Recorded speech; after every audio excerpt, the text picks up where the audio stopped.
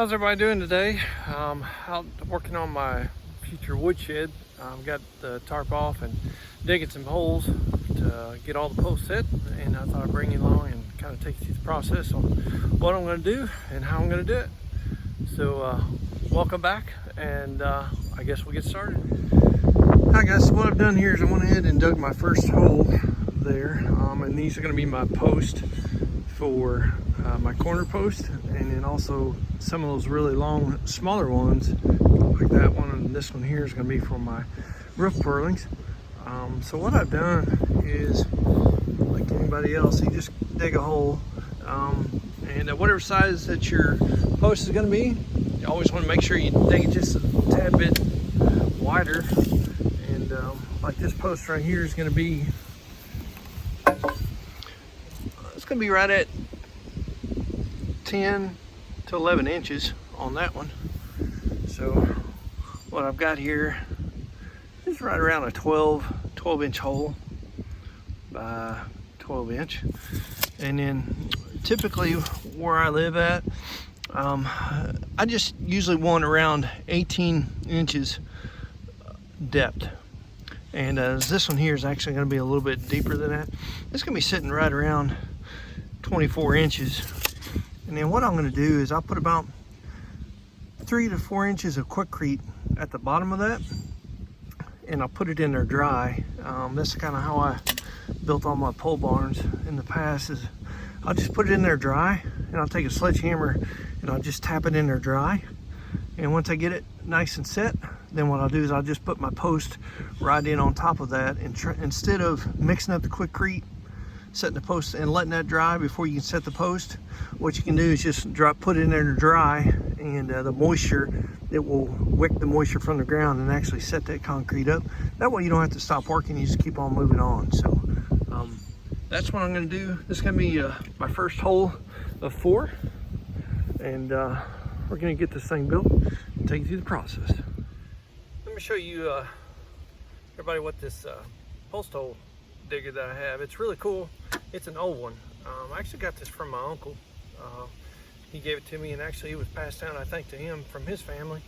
But if you can see that, this thing has got some really gnarly digging teeth here on the end, and it's about an 8-inch diameter hole. So when you screw this in, not only will it cut on 4 different blades right there as you're screwing it in, just like this, when you lift it up, all that dirt stays right there in the middle. So it's pretty cool. It's got a great big old long T-handle on the end. You just turn it, and thought I'll let you check it out.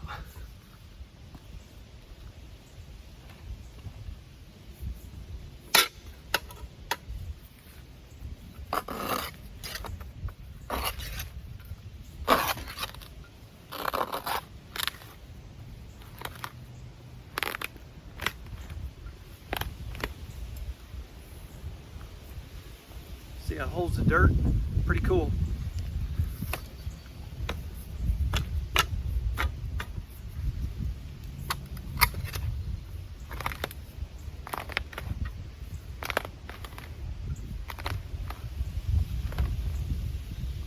Just like that. It's pretty fast too for what it does.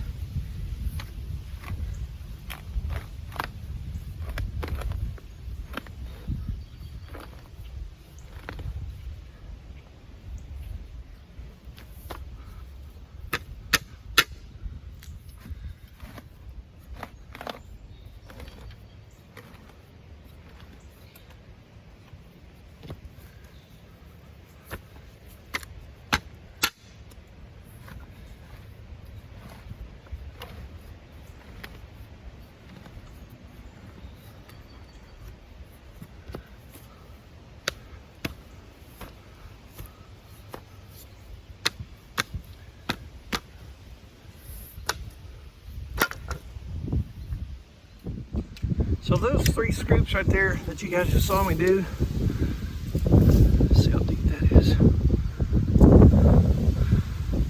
That's 19 inches right there. So as you can see, one of these old timer Post hole diggers does a great job. It really does.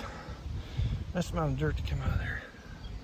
So pretty cool, pretty efficient, pretty smart. But the old timers back in the day, that's for sure. So looks like this one here I'm gonna clean up a little bit. This will be hole number 2.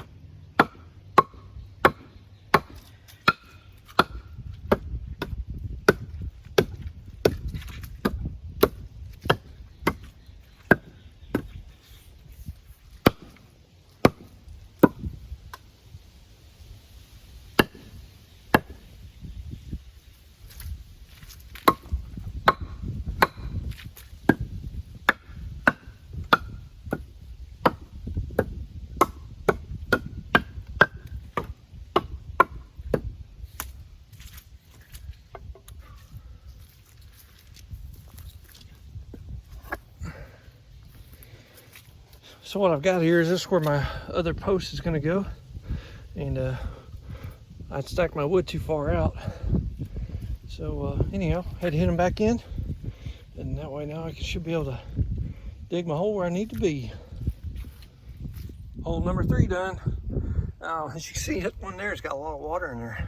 I've got a little ditch right here, and it's just picking up a lot of that water. This right here will dry up during the summertime, but we just had a lot of rain again last couple days, and so anyhow, hole number 3 done.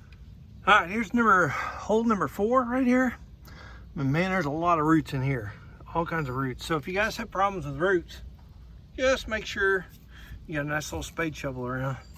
That way you go in here and kind of work on them and break them off as you get down in there, because some of them was probably about 1.5 inches in diameter on some of these big ones back on here on this back wall that ran this way. Anyhow, it takes you a while to kind of break them loose. I'm kind of sitting right next to a tree here, so tree sitting right here, so all them roots from this tree are basically going straight through here. So anyhow, I got all the holes done. Now I'll pick up some Quikrete and we'll start setting some posts. All right, so these are the other posts that I got picked up when I was cutting wood earlier in the spring this year. And what I'm going to do is go through and cut off the ends of these. As you can see, they have a lot of angle to them. And what I'm going to do is I'm going to come in here and cut this off nice and true and straight. And then I'm going to measure from here where the cut joint's going to be. I'm going to measure up 10 feet because these are going to be my posts going in the ground. They're going to be 10 feet long. I've got one back there by my wood pile. I'm going to be saving this one here. That'll be number 2. And this one here is going to be number 3. It's a nice straight one. Cut that one off. And then this one right here will be number 4. That'll be my big post stuck in the ground. Get ready to go.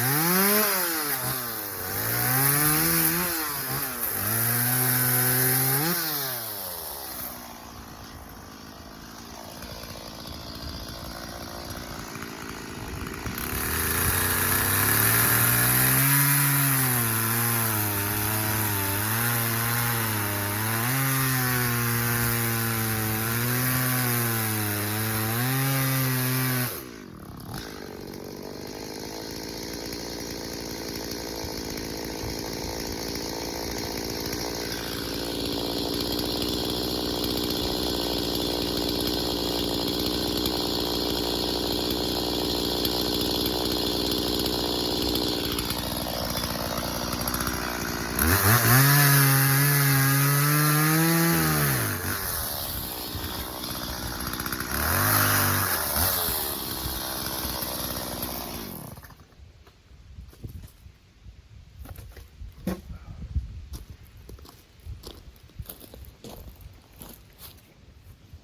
right, there we have it. Nice red cedar, 10-foot long post right here.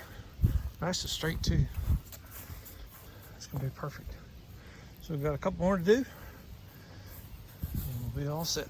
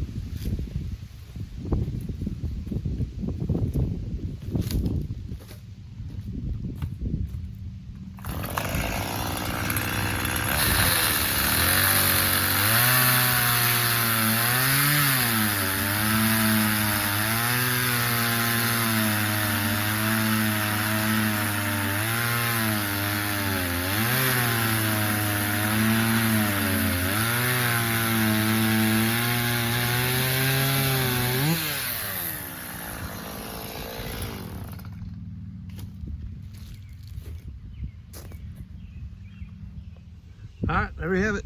Got these 3 cut, and I tell you what, man, I love cedar. It's a red cedar, especially. It's so pretty and smells so good. You guys can see the sawdust there. It's fantastic. It smells great. I tell you what. So anyhow, I've got this one here is a little bit bigger than the rest of them. It's shooting right at 11 inches across. That'd be fine. It's gonna be good. These here are sitting right at 10 inches and like 9.5 on this one here. So we're in really good shape. As in for keeping the same somewhat diameter post in the ground. It's gonna be nice and solid for many years to come. Good to go.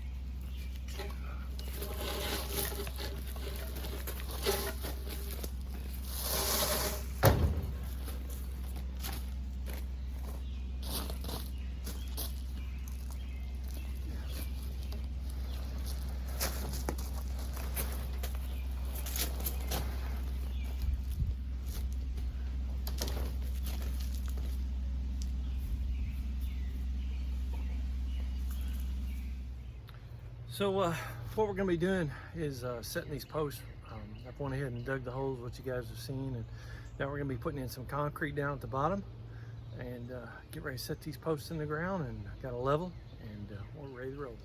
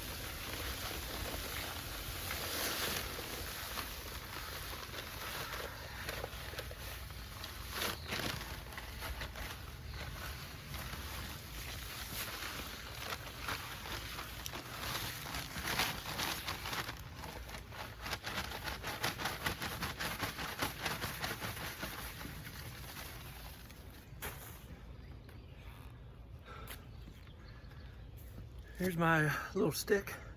I just worked that quickcrete down around it.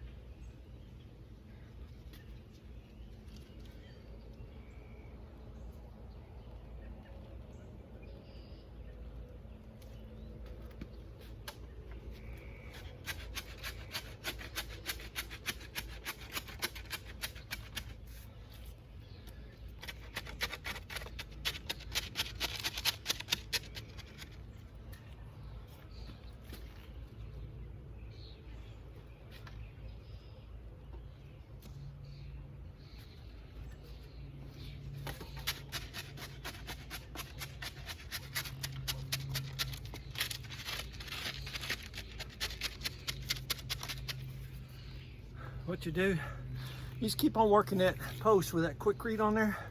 You just keep on working around, all the way around this little poker stick, and it'll get that thing super tight. You can see I'm sticking a level on it. Remember, this is a tree, so it's not perfectly true. That's okay. What we're looking for is we can get it somewhat inside the bubble, at least a half a bubble. We're good to go.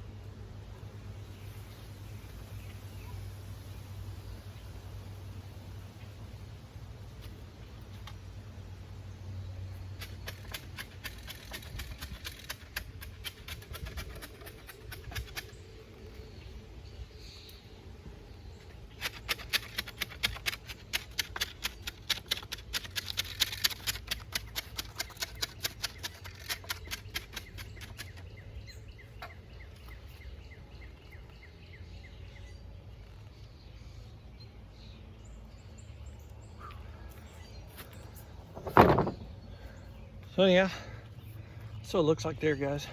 You just work it around there, and you can see it's about got almost full bubble that side. And I'm gonna whip it around here. Sorry for the little mishap. Got it right there. That's it, guys. That's all you have to do. Just set it up the way you want it, and you'll be good to go. One thing is, it is nice and hot today. Whew. So remember I cut these posts at 10 foot, so I'm 6'3", so kind of give you an idea how tall they are. So anyhow, so what I'm going to do is I've left a little room because this is going to taper from the front of my wood shed to the back, and all the rain's going to kind of run off towards the back and actually fall in that little ditch that's behind my wood pile here, and then that way I don't have to worry about the water flowing back into my wood. So anyhow, I've already set 2, as you can see, 1 there, and this is number 2 right here. I've got 2 more to go. I won't bore you with that, so we'll get them set, and then we'll start working on the other part. All right, step number 2.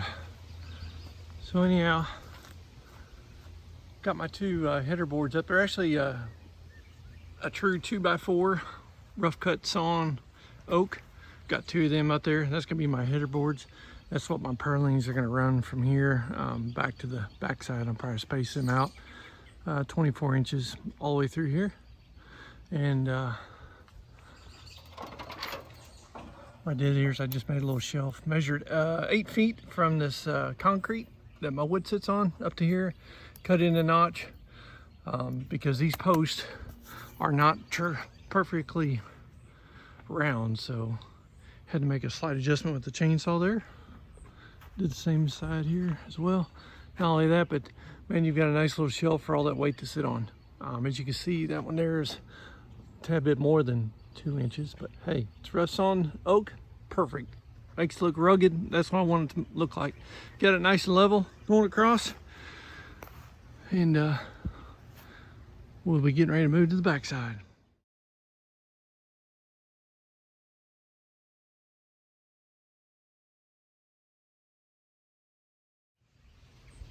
My wife always asks, why do you always wait till the hottest time of the year to build something? Well, I don't know. I guess that's what I do. All right, so this is my side purlin. This is where I want the water running from the front all the way to the back. I've got my level sitting up there, and how much drop is from here to here and a little over 12 feet. Well, if you raise this end to level up until that bubble in the middle is level, just take your tape measure and measure from there to the top of that board. And it's right at, I think, 2.5 inches what it is. So I got a 2.5 inch drop in 12 feet. So that's how you can figure out and how to do your roof slope. And then we'll do that on the other side. So anyhow, when you guys are out working, make sure you drink plenty of water, especially when you work on a very hot day today. It's 95 with 103, 104 heat index today. So I am a walking spigot right now. All right, so here's my back purling. So what it is, I took this, my other 2x4, and I've got it set on top of my side headers there, or purlings. And then what I do is I put a level here, and if this is level, that means that this is gonna be perfectly true with this side over here.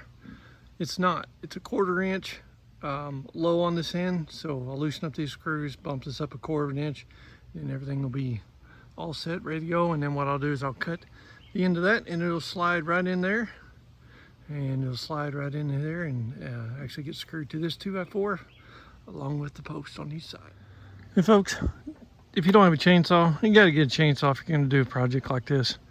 There's no need to carry a skill saw around. Man, just get out your saw.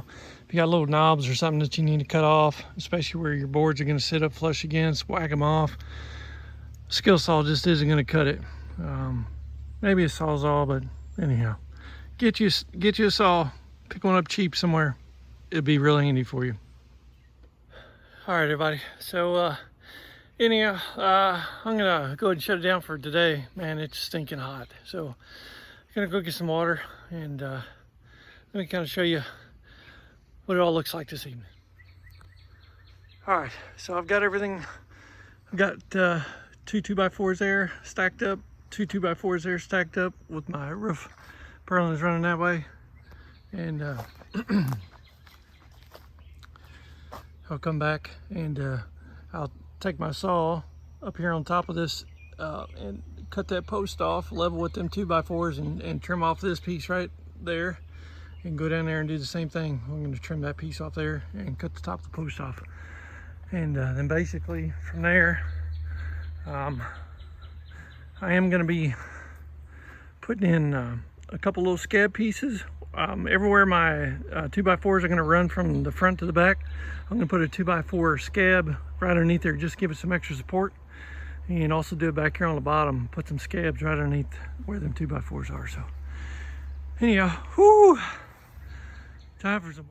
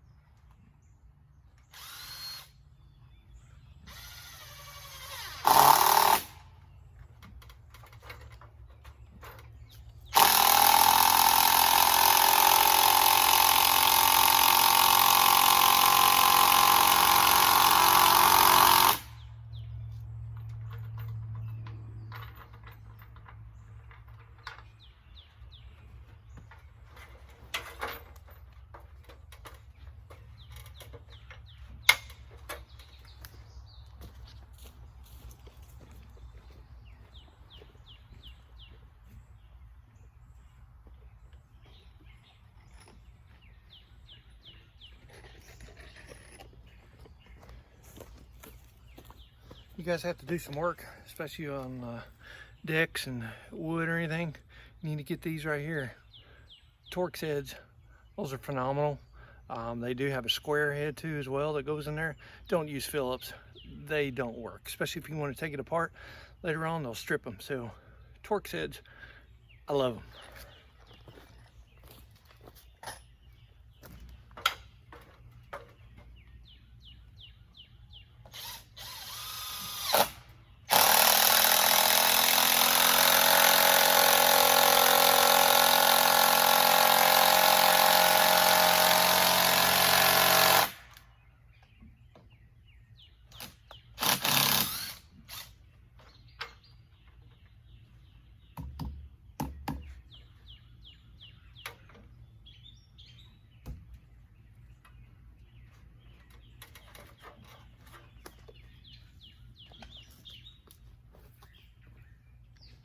I have decided to leave this little piece going out on the end, and what I'm going to do is bring my tin out to the edge of that, and that way when all the water runs down this way and flows this way, it will go ahead and deflect further off of my wood pile. So I thought I'd just go ahead and leave those on for now and see if it's really kind of help out, kind of push that water further away from the wood pile, especially if there's a wind blowing. It will help out a lot. Now what I'm going to do is go up here and cut that top of that post off, and all I'm going to do is lay my chainsaw on each one of those 2x4s and use it as my level and cut that off to about 5 to 6 inch chunk up there.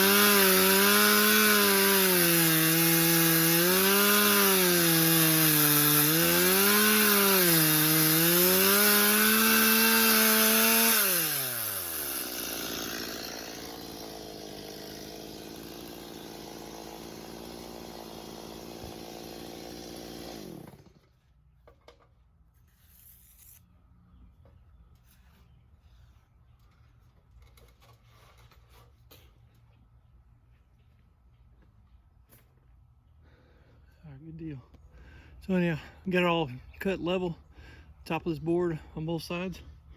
And now all we gotta do is get ready to run our purlings from back to front up here. So that'll be next little project. We'll get going on that.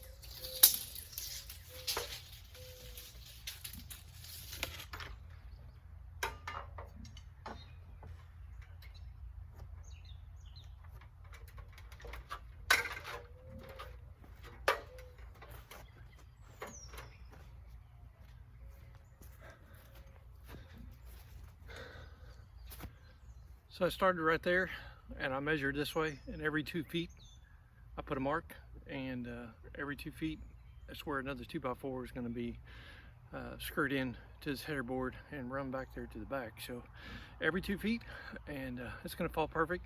Most of your tin on the new modern stuff is like 36 inches wide.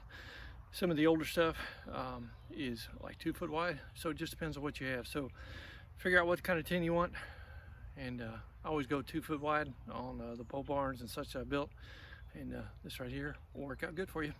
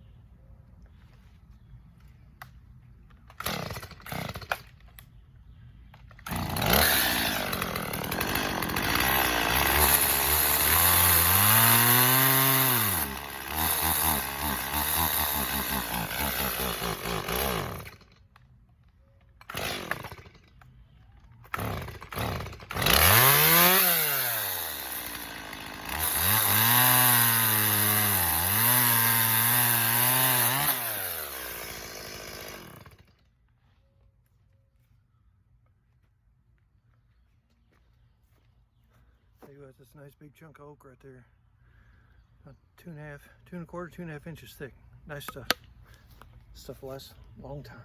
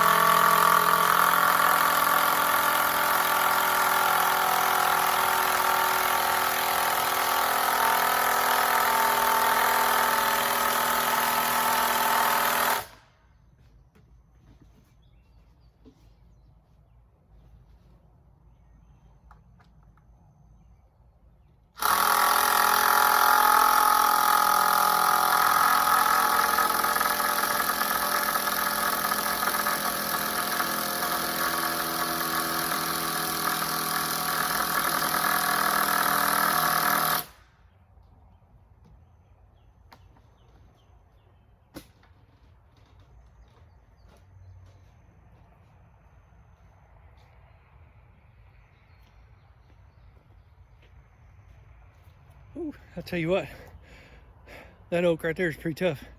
Really get them screws in there. I can't get them to settle away, so I'm gonna go get some 16-pinner nails and just back those up, them screws up. Well, it's 7:40 at night, and it's still 91 degrees and about 100% humidity. So, whew, we're out.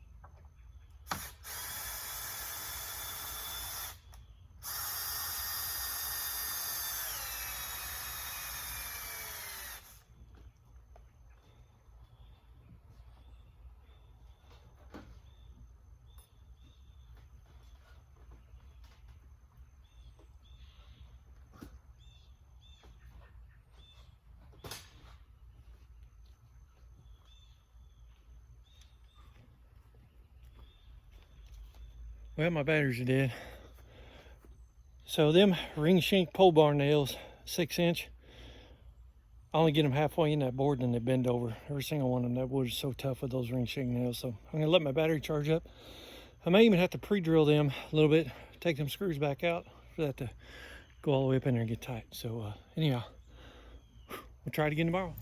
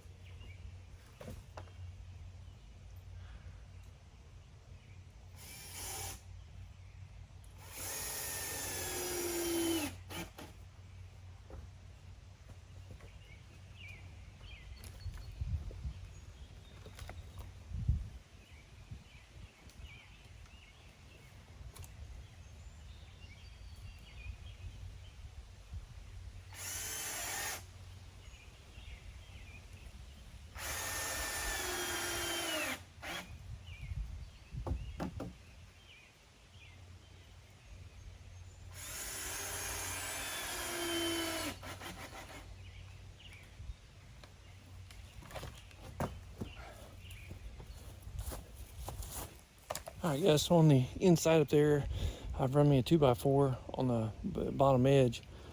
That way when I run my roof purlings back and forth, I've got a little shelf, and I'll have a little shelf over there too.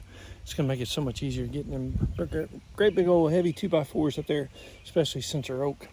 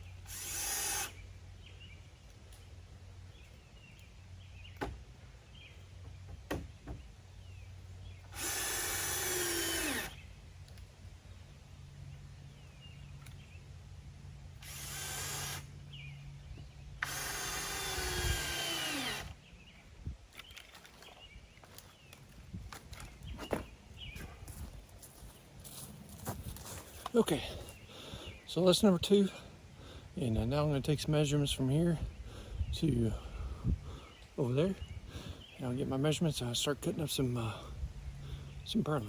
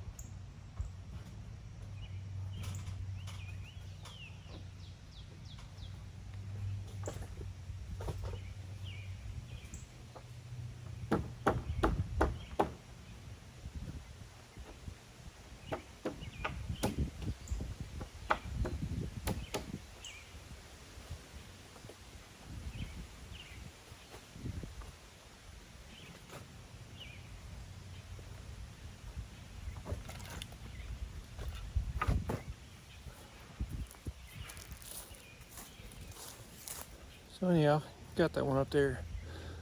Got 5 more to go, and we'll have it all done there. All right, so we've got the roof purlings on, and you can see that's at the little ledge that I've got them sitting on. And that just gives them a little extra support in case for some reason you get a bunch of ice or snow.